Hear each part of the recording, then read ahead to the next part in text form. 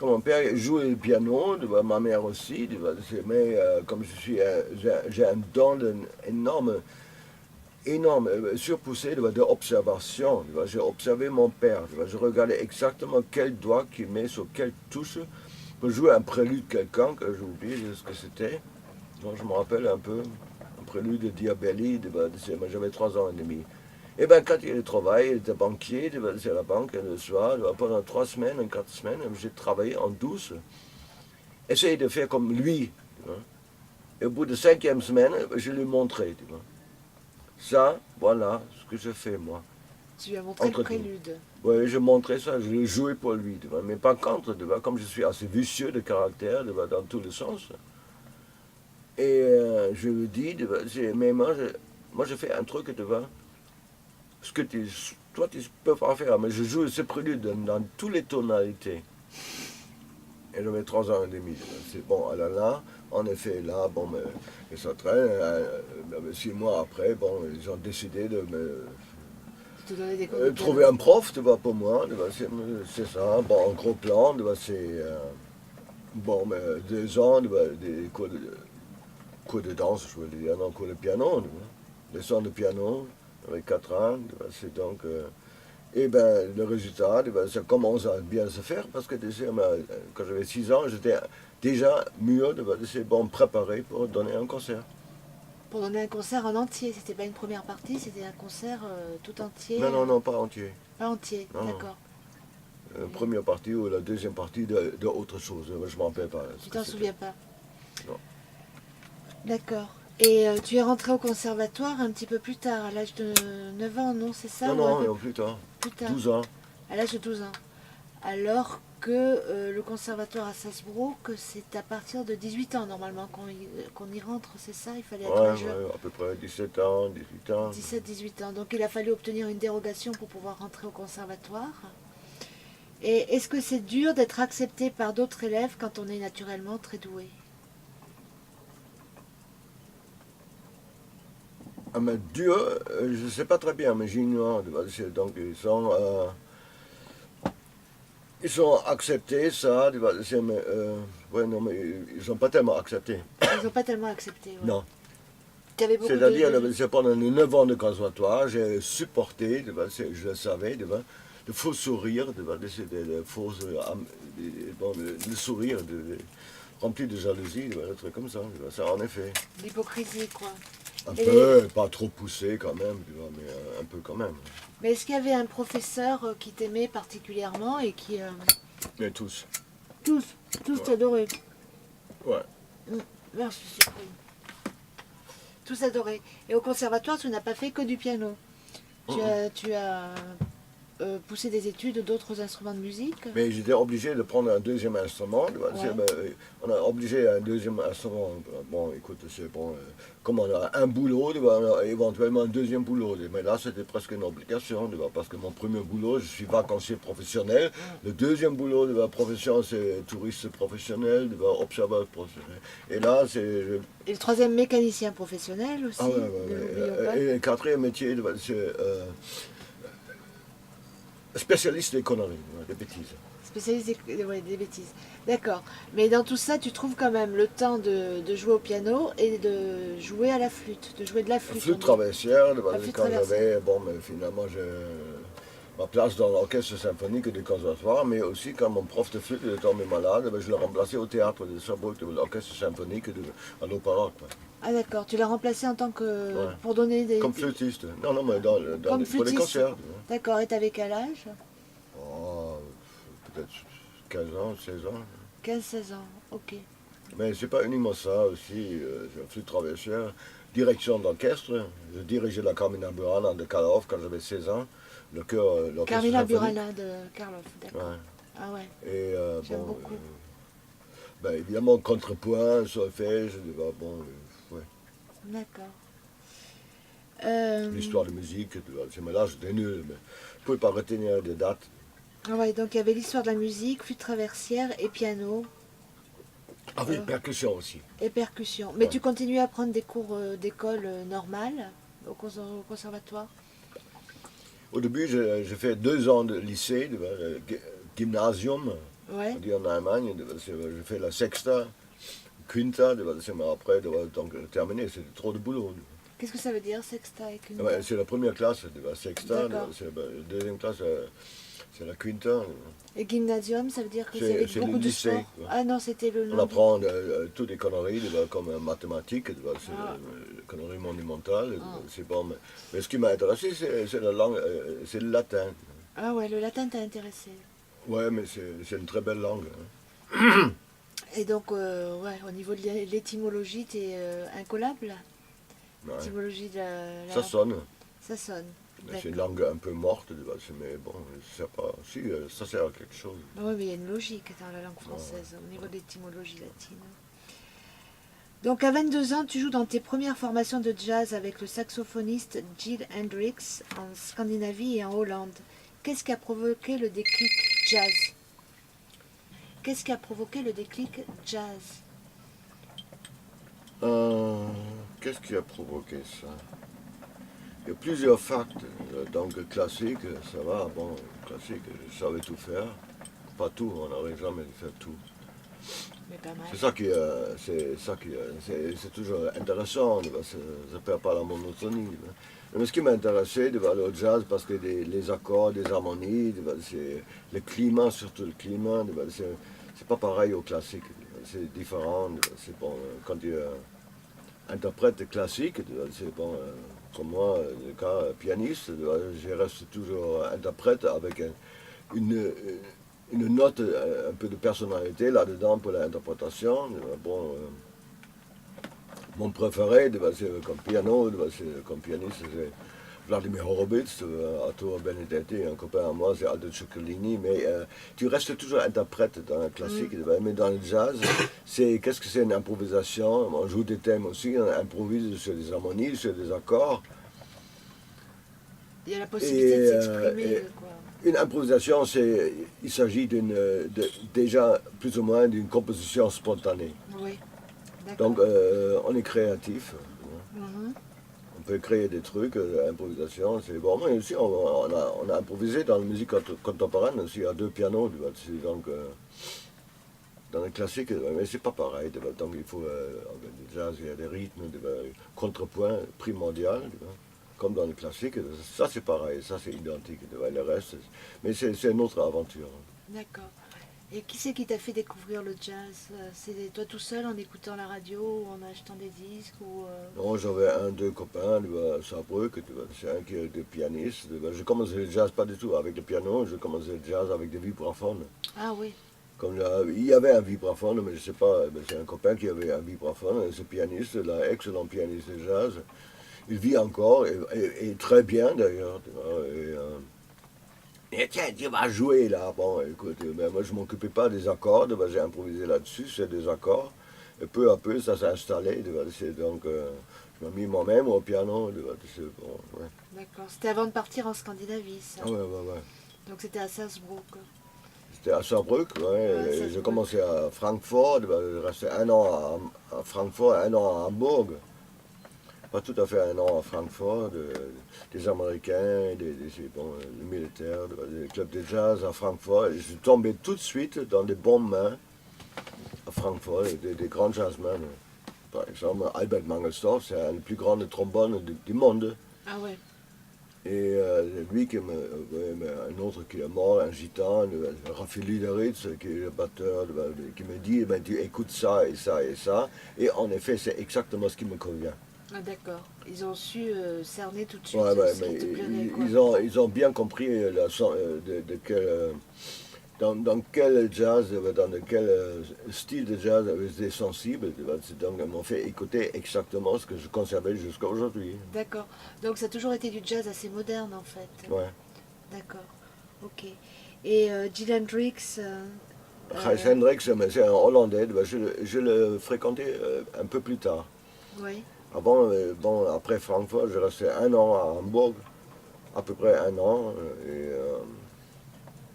j'ai fait la connaissance d'une danseuse aussi, d'ailleurs, je l'ai épousée, j'étais marié 2 ans, c'est long. Hein.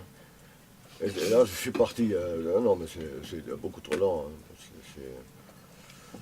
Mais là, c'était, quand je suis parti en Scandinavie, c'était un mélange entre jazz et musique de danse. Pour faire danser les gens. Tu vois, c'est Ah bon. ouais, d'accord. Mais il y avait du jazz aussi là-dedans, mais à mon goût, trop peu. Ouais.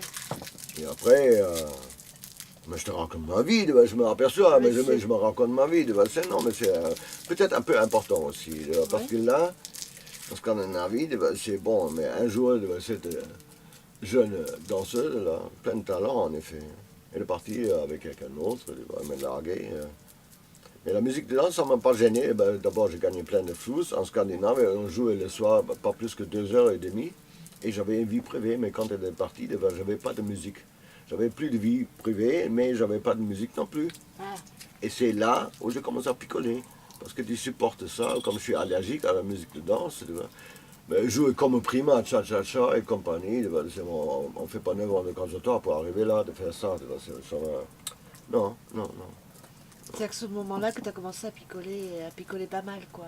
Eh Comme ben, ça. beaucoup. Beaucoup. Ouais. Oh, beaucoup. Ah, c'était génial, beaucoup. Mais ça fait vivre des gens. Ouais. L'État, par exemple, Système Bolag, Les c'est des bistrotiers. magasins en Suède, parce que l'alcool est un peu rationné, mais pas pour les étrangers. Ah, d'accord, les C'est étrangers. rationné. Chaque matin, quand je fais mes courses, j'avais une meute là de Suédois qui me dit tu peux pas m'acheter pour moi aussi. Je dis, oui, bien sûr. Même cadeau, voilà. D'accord. Il faut boire beaucoup, parce que c'est bon pour la santé. Il faut fumer beaucoup du tabac, c'est très bon pour la santé. La preuve. Bon, on reviendra sur le Oui, problème de- je continue là. Au bout d'un certain temps, je largue tout. Je vendais mon bateau à Hollande. Tu avais déjà un bateau en Hollande? Ouais, ouais, Ah là, tu avais acheté ton premier bateau. ouais. D'accord. Et je fais presque tous les jours des régates pendant 2 ans. Ah ouais, d'accord. Tu as fait des régates pendant 2 ans parce que là, t'avais déjà la passion de la mer en toi, Ah, ouais, quoi. ouais.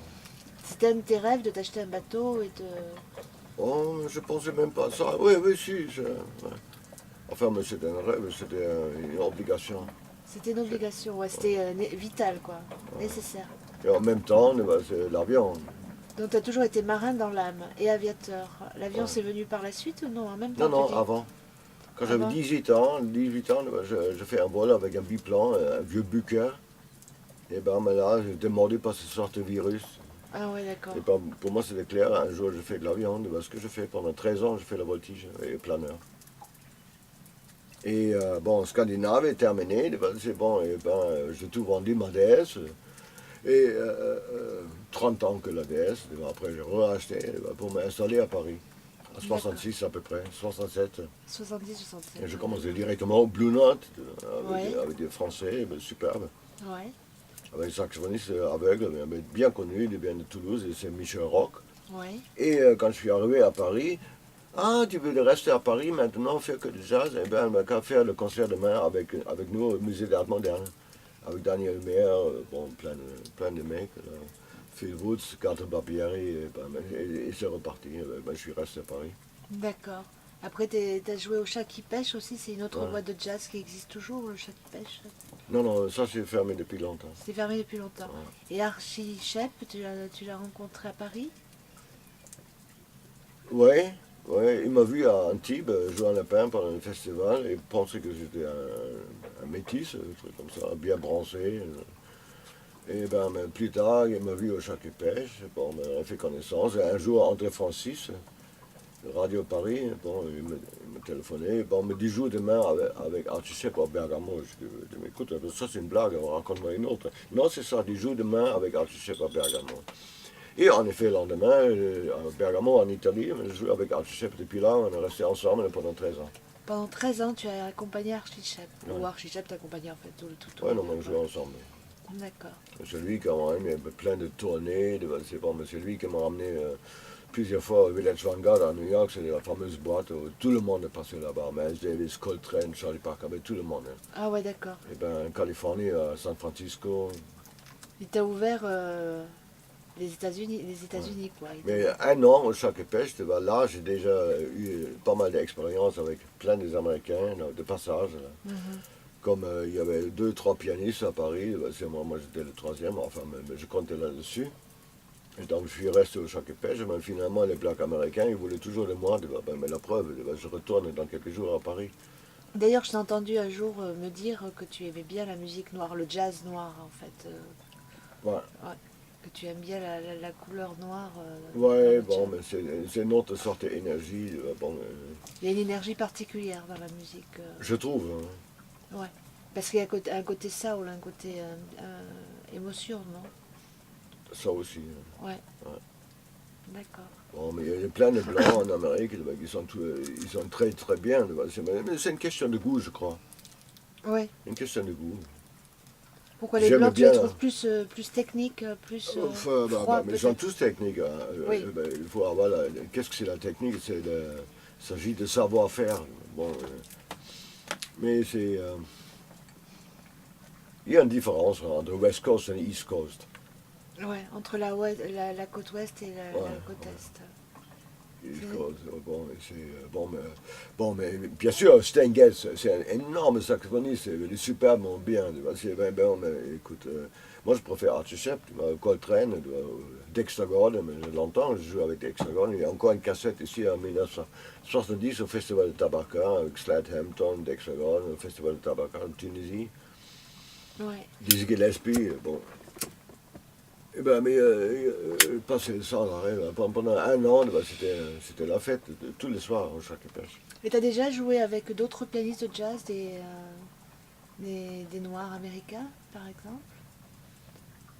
Est-ce que Non, non, non. vous avez jamais fait, t'as Ah, jamais mais eu l'occasion de faire un c'est 80? rare, non, non, non, pas à C'est rare. 80. Non. C'est, Mais par contre, je fais une fois, il y a très longtemps, un concert pour deux pianos, en effet, ah ouais? avec une fille qui s'appelle Alberte Delfaux, c'est la fille de oui, mais je ne sais plus comment elle s'appelle. Hmm, Une pianiste classique, du jazz, bon, mais elle est partie à Boston maintenant, elle ne joue plus Alberte Delfaux, Bert Delfaux, elle joue Boston. Hein. d'accord. Tu dis ne pas croire au hasard. Tu peux nous expliquer pourquoi tu ne crois pas au hasard? Enfin, de préférence, mais c'est du gâchis, c'est perdre du temps. Le hasard? Je crois, tu as fumé Eugène, là, c'est le La fumigène? cinéaste Rudy. Là. Mais non, enfin, non, c'est pas la peine, parce qu'on sait, mais quand on sait très bien un hasard. Moi je crois pas que ça existe, ça. Par exemple, le fait de nous avoir rencontrés, c'était pas un hasard. Non, non, non, pas du tout.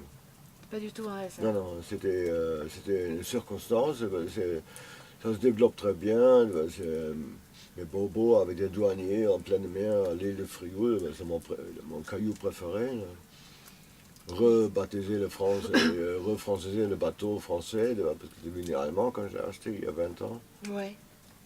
Ce bateau, tu l'as acheté il y a 20 ans, il était allemand. 19 ans. Non, non, non, mais il était 19. français. Quand j'ai un passeport allemand, il ne pouvait pas faire autrement que le bateau devient allemand aussi. Ah ouais, d'accord. Le bateau devient de la même nationalité que son propriétaire, quoi. Ok. Et ça, on a corrigé maintenant. Mais, bon, merci, merci Oui. bon Dieu. Oui. Entre Donc autres. les douanes, ils ont bien fait de me faire payer une amende de 1000 francs. Je dis, mais vous gardez ça pour le café. Eh bien, merci. Merci maintenant. Bon, écoute, 7, 7, ouais, mais c'est du bonheur, 7. Bah justement, à 7, tu viens jouer le 30 mars. Pourquoi tu viens jouer au Ciné Garage? Tu nous fais un gros cadeau, là. C'est pas un gros cadeau, Si, c'est un un gros petit cadeau. cadeau. Bon. Eh ben, c'est bon, mais on fait tout ça avec amour. Oui. La photo, la musique, le bateau, l'avion, c'est bon. Des conneries on fait avec l'amour aussi. Bon, mais de l'amour on fait avec l'amour. C'est aussi. De préférence, oui. Ouais. Ouais. Ouais, non, c'est une circonstance. J'ai fait la connaissance de Camille grâce aux douanes françaises à 7. Bon, le douanier qui me fait une peinture de Frioul, dédicace au super pianiste extraterrestre. Bien sûr, je suis mutant. Et Ou un de terrestre extra. la part de Dimitri, le douanier, c'est superbe. Qui me dit, une petite chanteuse, là, j'aimerais bien la présenter. Elle s'appelle Camille. Il m'a présenté une jeune chanteuse, et elle s'appelle Camille. En effet, il n'avait pas menti. Et mais je trouve ça, on a sympathisé. Tu vois, Camille, c'est comme ça a passé. Bon, Et ben donc, comme ça reste dans la famille, là, ma famille a grandi, les affaires maritimes, je connais plein de copains là. Les douanes maintenant, ça a grandi la famille. Comme j'ai fait une rupture avec l'Allemagne, avec des sévères devant le pays où tout est interdit, même l'interdit c'est interdit. Donc non, non, mais je suis bien ici. Hein. Comment se fait-il que tu aies fait une si grosse rupture avec l'Allemagne? Est-ce que tu veux bien en parler? Ouais, en fait, mais c'est très simple. Déjà, mon amour pour, enfin, la Saarbrück, c'était la France, c'est plus ou moins. C'est bon, c'était plutôt la France que l'Allemagne. C'est un peuple bâtard. Ils sont ni français, ils sont ni allemands non plus. Ils ne sont pas très germaniques. Ah, Salzbourg. Surtout ma mentalité, le père de ma mère, c'était un baron polonais, il était aviateur, il était un pilote. Ma grand-mère était manouche, mon père est de Saint-Roy. Bon, écoute, quand j'avais 13 ans, je lis Alexandre Dumas, Edmond Dantes, Mercedes, Anana. Lui, il se déguisait comme comte de Monte-Christ. Oui. C'est bon, à Saarbrück, à 1200 km. Je n'avais pas de moyens, j'avais 12 ou 13 ans, mais je me fascine, Saarbrück, Marseille, pour voir le vieux port, le Goude, tout ça. Le château d'If. Château d'If, c'est le rocher, les cailloux. En vélo, une dizaine de jours, j'ai pédalé dans le village, j'étais amoureux de Marseille, et ça a resté comme ça. Je suis toujours amoureux de Marseille, Frioul évidemment. Donc tu as découvert la France, tu étais jeune, quoi. Merci. Tu étais enfant quand tu as découvert la France, c'était un voyage touristique, quoi, que tu es allé en France, Ah ouais, ouais. avec tes parents. Non, mon père est mort quand j'avais 10 ans. Ton père est mort quand tu avais 10 ans. Ouais. D'accord. D'abord, je suis allé tout seul, j'avais 13 ans, et plus tard, quand j'avais 15 ans, j'avais une voiture, je n'avais pas de permis. Mais quand j'avais 16 ans, c'est bon, ma mère m'a acheté un Vespa aussi. Bon, écoute, on m'a inauguré le Vespa directement à Saarbrück, Marseille. Oui, d'accord. En Vespa, avec une tente, camping, une casserole, ça suffit largement. Mais enfin, ça n'explique pas pourquoi tu rejettes l'Allemagne à ce point-là, quoi. Parce que moi, je suis allée un mois à Oh, Berlin, je me suis quand même éclatée. J'étais très bien reçue par les Allemands. Je les ai trouvés, enfin la famille chez qui Bah j'étais, oui, bah très oui, chaleureux. Berlin, Ils aimaient Berlin, bien la fête, ils sont chaleureux, bien ils sûr. sont humains, ils ont un contact très facile, très latin même, je dirais. Peut-être Ouais, que c'est Berlin. ils ont un peu modifié, c'est parce que il y a quand même, il y a très longtemps, il y avait des Huguenots là-bas et ça laisse des traces. Oui. Donc c'est un peuple déjà. Le Protestant. langage, c'est un peu à part, la mentalité, c'est un peu différent. On ne peut pas dire un Berlin, c'est un Allemand, aussitôt, c'est la même chose, il est aussi allemand qu'un mec de Munich, c'est avec la chope de bière. Oui. Ouais, mais c'est pas la même mentalité, c'est la mentalité qui change. Les Berlins, en effet, ils sont très vivants, c'est vrai. À Berlin, ils sont très chouettes. Ouais. Hein. Et j'ai moi, des très bons en souvenirs. principe, c'est bon, Berlin, je connais un peu, pas beaucoup. Mm. Mais moi, j'aime bien des villes, par exemple, où il y a un port, où il y a des bateaux. C'est par exemple Hambourg. Hambourg. Ben oui, mais Oui. ça, là, c'est bonheur, ça. Ah. Et ben, la Ostsee, la mer Baltique, pas très loin, Travemünde, bon, j'aimais bien des bateaux, j'ai toujours aimé les bateaux. D'accord. Et des avions, bon, mais c'est obligatoire. Ben, Et les voitures j'aime bien la aussi. France. Et Non, je ne les- rejette pas l'Allemagne. L'Allemagne, c'est très bien. Pour l'Allemagne, c'est très bien. Mais c'est pas bon pour moi. Moi, Ouais. je préfère la France. Tu préfères vivre en France qu'en Allemagne. C'est une question Ah ouais. de choix, de goût, quoi, tout simplement. Ouais, je crois. Ouais. Et est-ce que tu as été choqué pendant la guerre? Est-ce qu'il y a des choses qui t'ont choqué alors que tu étais tout petit finalement? Ouais, mais choqué, non. Mais ça m'a plutôt dégoûté. Tu as été dégoûté. Déjà, gamin, tu t'es rendu compte qu'il y avait quelque chose Ah ouais. qui clochait, quoi. Ouais, mais c'est assez un peu. C'est très complexe. Mais il y a plein de raisons. Quand j'avais 7 ans, j'ai entendu à 8 h du matin un bruit dans la rue. Ouais. Je suis sorti. Qu'est-ce que je voyais? Une cinquantaine d'hommes et femmes, chacun dans chaque main, un couvercle d'une casserole en aluminium. Ils sont tapés là-dessus, comme ça, bon, avec la croix juive sur le dos, Oh là là. avec la Gestapo derrière, avec la mitraillette. Eux, ils savaient très bien où y aller. C'est bon, Auschwitz. Bon. Ouais. Et moi, je savais aussi. Bon, écoute. Mais finalement, quand il fait. Mais ça, c'est pas la seule raison. Ça me laisse ça gravé dans la mémoire. C'est très ancré là-dedans.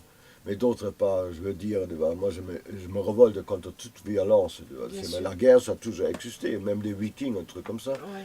Mais Mais par exemple, les juifs, tu vois, bon, alors, très souvent, les préjugés, tu vois, des racistes, des trucs comme ça, m'ont dit toujours à l'Allemagne, tu vois, bon, mais écoute, je fuis l'Allemagne maintenant, c'est rupture totale.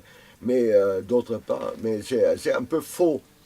Qu'on dit, quand on compare tout de suite la deuxième pensée, quand on pense aux Allemands, tu vois, du peuple normaux, tu vois, un peu superficiel, qui n'ont pas tellement les raisons de dire, de condamner les Allemands uniquement pour la persécution des Juifs. C'est complètement faux. Oui, bien sûr, C'est parce qu'il y faux avait parce des que Allemands qui les étaient Juifs, contre ils étaient persécutés dans tous les pays. Tu vois. D'ailleurs, ce qui m'étonne un tout petit peu. Mais dans tous les pays, en France, y compris comme la Russie, tu vois, comme la Hollande, tu vois, Ils ont comme toujours l'Afrique été du Nord. persécutés, quoi. Il est toujours persécuté. Tu vois. Mais tout le monde en parle. Mais personne parle pourquoi ils étaient persécutés dans tous les pays. On ne sait pas très bien pourquoi. Personne dit Je ça. pense qu'il y avait une jalousie parce qu'ils avaient, comme c'était un peuple intelligent, qui avait pas mal de pouvoir, qui savait gérer l'argent, qui avait des savants, des docteurs, enfin des personnes qu'on peut jalouser, quoi, que le peuple. C'est un sacré peuple. Tu vois. Ouais, c'est Bon, un sacré peuple. j'aime tout le monde. Ok, Mm. là. Mais bon, quand j'étais en Amérique, il y avait plein de juifs là-bas. La plupart des juifs, c'est devenus des excellents peintres, des poètes, des musiciens surtout, des musiciens. Ouais, c'est vrai. Des interprètes classiques, superbes. Bon, d'accord. Mais ils avaient aussi un don pour le commerce, donc une sorte de jalousie, tu vois. Ouais. Mais moi, je vais un peu plus loin, tu vois. Je me pose la question, enfin, c'est peut-être une thèse peut-être un peu idiote, tu vois, mais finalement, tu vois, dans la Bible, c'est écrit, tu vois, jusqu'à la Xème génération, vous êtes persécutés pour vos propres péchés. Le côté peuple maudit, quoi. Le Ouais. peuple maudit, ouais. La malédiction qui est. Malédiction, moi je ne sais pas très bien si j'ai tort ou pas raison, je ne sais pas quoi, mais dans la Bible c'est écrit, tu vois, mais finalement, c'est pas ni des Français, ni des Espagnols, des Portugais qui ont crucifié le Jésus, tu vois. Mm. Le Christ sur la croix. Et, Ouais, enfin ouais, mais ça va un peu loin, tu vois. ça va un peu loin, et puis Jésus était juif aussi, hein, je veux dire. Ah oui. Ce que tu adores le plus au monde. Ce que j'adore le plus du monde, c'est l'amour. L'amour. Quels sont tes musiciens préférés en jazz?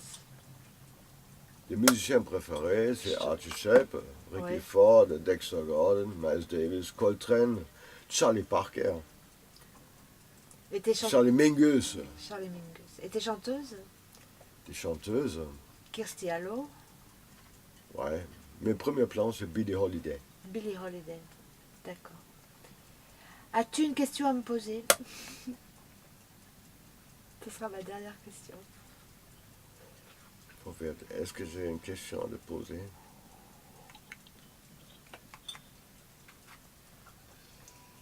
Non, pas spécialement. C'est un truc, je peux te dire un truc, reste comme tu es. Reste comme tu es, ne modifie rien du tout. C'est parfait comme ça. Et le reste va suivre, sûr et certain. Ich hoffe. Ah bon, si je peux lui donner un coup de main là-dessus, bien sûr. Ok, Siegfried.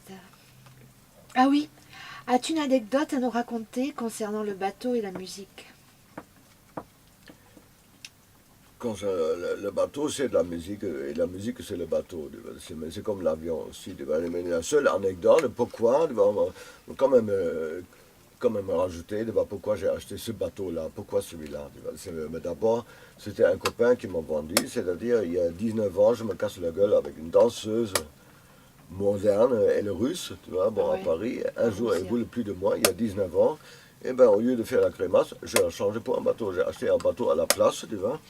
Et c'est assez luxueux, tu vois, le bateau, ça coûte quand même des flous pour essayer de couler avec. Tu vois. C'est un suicide avec classe, avec noblesse. Et ben, voilà. Il y a systématiquement, il y a 19 ans, des sorties en mer quand il n'y a que la tempête. Là, ben, je suis sorti tu vois, pour essayer de couler avec. Ça n'a jamais fonctionné parce que le bateau est trop bon. Et moi, je suis pas trop dire, alors voilà, finalement, eh ben, le bateau qui me sauvait la vie, et maintenant, je suis en train de sauver le sien. D'accord. Et je suis marié avec le bateau. Tu vois, et, la musique c'est bien, mais le bateau, tu vois, à la rigueur, c'est kiff-kiff. C'est la même importance pour moi dans la vie. Tu vois. C'est une Y passion. compris comme l'aviation, comme la photo aussi. D'accord. Et tu as des projets? J'ai toujours des projets. Moi, je m'endors jamais. On perd du temps avec ça, le gaspillage. Ok, Siegfried. Plein de projets. Eh bien, je te remercie. Oui, non, mais j'ai une question à te poser. Ouais. C'est le 30 au Ciné-Garage. Hein. Ouais. Est-ce que tu voudrais bien, ne me boude pas trop, si je te demande de chanter une ou deux, trois standards de jazz avec moi? Je vais faire de mon mieux. Mais tu acceptes? Oui, j'accepte. Ah ben, Bien sûr, ça se refuse pas. Merci. C'est moi qui te Je trouve que c'est une remercie. très bonne idée. C'est une excellente idée. J'espère que je serai à la hauteur, c'est tout. Et moi, ne compte pas mes fausses notes.